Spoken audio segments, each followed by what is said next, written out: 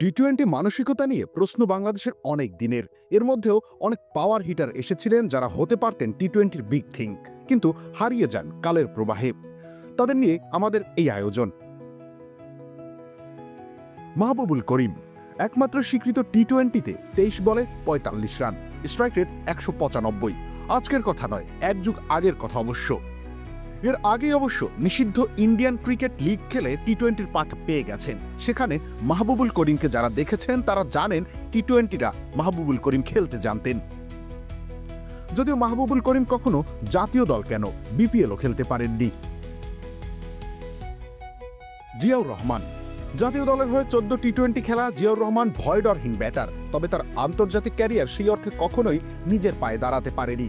টি-20-তে 130 strike rate তার নিঃসন্দেহে আরেকটু সুযোগ প্রাপ্য ছিল। নাদিফ চৌধুরী টি-20-র ফিনিশার ভাবা হতো তাকে। 2007 সালের টি-20 বিশ্বকাপও খেলেছিলেন বাংলাদেশের প্রথম টি-20 ম্যাচও। কিন্তু 3 ম্যাচ খেলার পরেই তাকে আর কখনোই জাতীয় দলের হয়ে বিবেচনা করা হয়নি। এরপর বিপিএল খেলে গেলেও লাইমলাইটে ফেরা হয়নি তার। নাজমুল হোসেন মিলন ছক্কা মিলন নামে পরিচিত ছিলেন। বিপিএলের এক আসরে বড় বড় সব ছক্কা হাঁকিয়ে আলোড়ন সৃষ্টি করেছিলেন। মিডিয়াম পেস বোলিং করতেন, লোয়ার মিডল অর্ডারে রান করতে জানতেন। অবশ্য ক্যারিয়ার বিশেষ এগোয়নি তার।